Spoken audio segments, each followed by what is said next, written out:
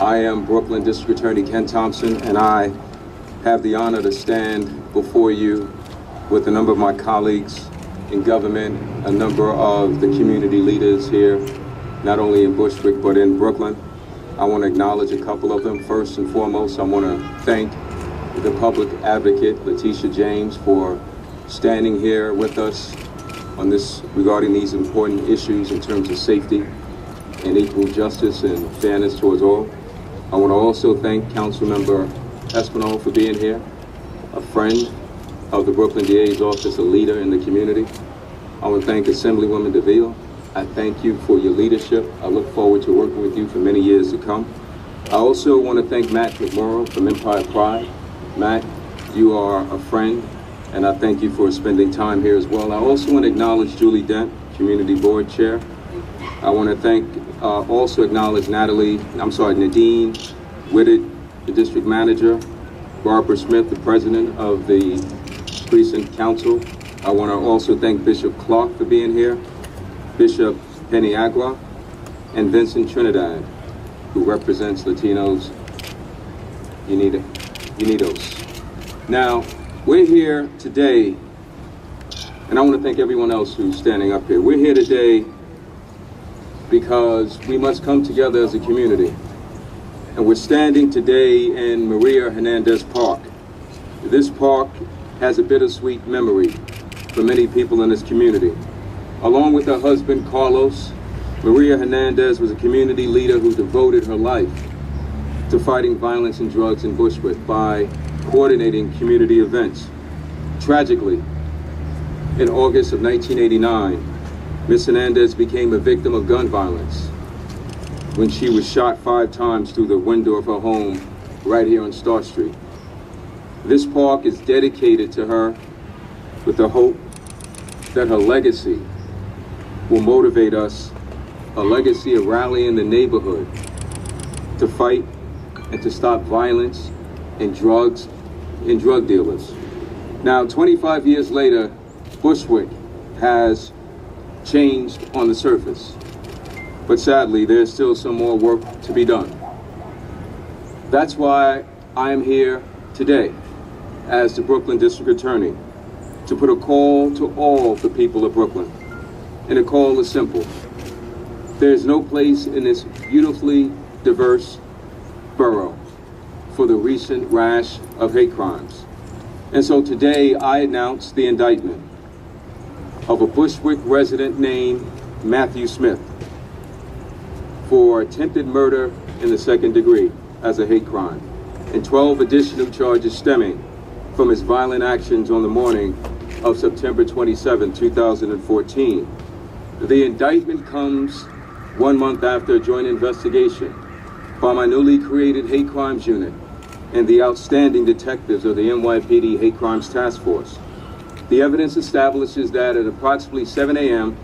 on the morning of September 27th, in the vicinity of Putnam and Bushwick Avenues, right here in Bushwick, 3 gay men dressed in women's clothing were walking together on the street, which they had a right to do.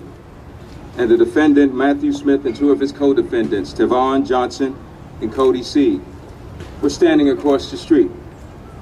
And they started to shout vile anti-gay comments and taunting them. When the victims heard this, they began to walk quickly away. They didn't want any trouble.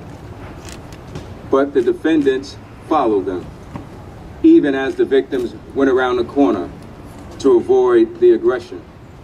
We allege that the defendant, Matthew Smith, took out a gun, a .40 caliber weapon, and fired 6 shots directly at the trio, striking one of them in the buttocks. Mr. Johnson and Mr. Seed were arrested shortly thereafter, and we ended up arresting Matthew Smith later that day. Now, Matthew Smith has been charged, as I said, with 3 counts of attempted murder in the 2nd degree as a hate crime, with a count to address each of the victims at whom he aimed and took fire. These top counts in the indictment are punishable by up to 25 years in prison, with an enhanced minimum of 8 years mandated as a hate crime. Smith and his co-defendants also face a number of other charges, including third-degree menacing as a hate crime and aggravated harassment, which specifically addresses the fact that their conduct was motivated by hate. Now, with this announcement of the indictment, I reaffirm one of the fundamental principles of my work as the Brooklyn DA. That principle is that here in Brooklyn, everyone, regardless of race, regardless of ethnicity, of gender, of religion, of sexual orientation, or sexual identity, must be treated with dignity and respect. The victims in this case had every right to believe that they could safely walk down the streets of Brooklyn. The indictment reflects our determination to protect all the people of Brooklyn. It also speaks of our commitment to swiftly and strongly address acts of gun violence and bigotry committed here in Bushwick and throughout the borough. Now, in addition to this attack that we indicted the defendants on, a little over a week ago, about 2 weeks ago, on October 13th, there was another hate crime committed against a member of the LGBTQ community. In an exceptionally vicious attack, a 28-year-old transgender woman who was walking on Bushwick Avenue near Halsey Street with a gay male friend was subjected to homophobic slurs by a group of males. The victim was repeatedly punched and kicked and then struck in the head by a piece of plexiglass thrown at her head by one of her attackers. The victim sustained traumatic brain injury and remains in critical condition. That's not who we are as Brooklyn. That's not who we are as a community. So my civil rights team has been in constant communication with the NYPD Hate Crimes Task Force during the last 2 weeks in an effort to enhance the investigation. And they have advised me on a daily basis of developments in that investigation. And just on Sunday, on the early morning hours of Sunday, we had another anti-LGBTQ assault right here in Brooklyn. It happened at the One Last Shag Bar on Fulton Avenue in Bedford-Stuyvesant during the early morning hours, when it was reported that 3 young women who identify as lesbians were subjected to anti-gay slurs and violently assaulted by a male perpetrator. We stand here today united.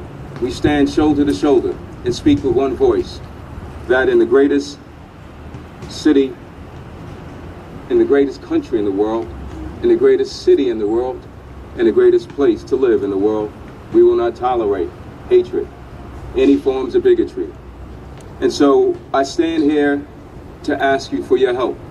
Anyone who has information regarding these 2 uncharged crimes, the attack on the transgender woman that left her in critical condition, the attack on the 3 women in Bed-Stuy on Sunday night, we ask that you call our Civil Rights Bureau at 718-250-2963. The pattern of acts of violence against the LGBTQ members of our community is shocking and unacceptable. And while working together to address these safety issues, my hope is that the announcement of this indictment will send a very clear message that hate-fueled acts of violence against members of the LGBTQ community, indeed against any member of our community, will simply not be tolerated. And so I'm here with other leaders because it's important for the people of Brooklyn to know, not only the people here in Bushwick, but the people of Brooklyn to know that there's a new day here in Brooklyn. And we're going to do all we can to protect everyone in Brooklyn, no matter who you are, no matter where you come from, no matter what you believe, no matter how you dress. We will stand to defend your civil rights and make sure that everyone is treated with dignity and respect. We applaud the Anti-Violence Project, the Brooklyn Community Pride Center, Make the Road New York, and all of the other groups who have shined a light on these horrific attacks and called for justice. We also commend District Attorney Thompson, the NYPD, Public Advocate Tish James, Councilmember Espinal, Assemblymember Davila, and all of the elected officials for answering those calls by taking these incidents seriously. There is no room for this type of crime or any crime in this district. no room for it. And as you can see, everyone is reiterating the same thing. We are working together to make sure that indictments are done and that the police department, the 83rd precinct, everyone in our community is working together to make sure that we move very quickly on these crimes. Last month, I created a hate crimes unit in the Brooklyn DA's office, and I am honored that a number of my colleagues from the office are standing with me. One is my counsel, soon to be my chief assistant, Eric Gonzalez. I also have the chief of the Civil Rights Bureau here, Mark Fleedner. And with Mark is the deputy of the unit, Damani Sims, he's here as well. And we have the outstanding detectives of the NYPD Hate Crimes Task Force who we're partners with. None of this work, none of these indictments can come about if it was not for the hard work of the NYPD and these great men standing with us. Please, thank you for being here. This is the first attempted murder indictment since the creation of my hate crimes unit back on September 2nd. And that's why we're here today in Bushwick, which is one of the best communities we have in Brooklyn. We are not going to allow folks to be afraid of what they can wear and who they are. That's not what we're going to tolerate. And that's why the Brooklyn DA with Tish James and others are standing before you. So District Attorney Thompson, I congratulate him today. He indicted some individuals in response to some hate crimes against the LGBTQ community here in Bushwick.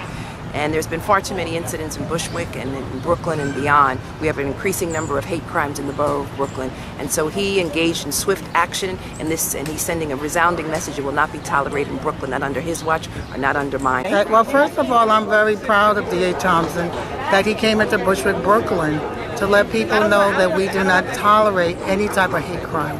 We don't tolerate crime at all here in Bushwick, Brooklyn. I think it's really wonderful that the district attorney is taking so seriously these hate crimes, because they are not the same as random violence. They are not motivated by greed or economic gain as much as an absolute denial of the humanity of other people in the community. I stand proudly.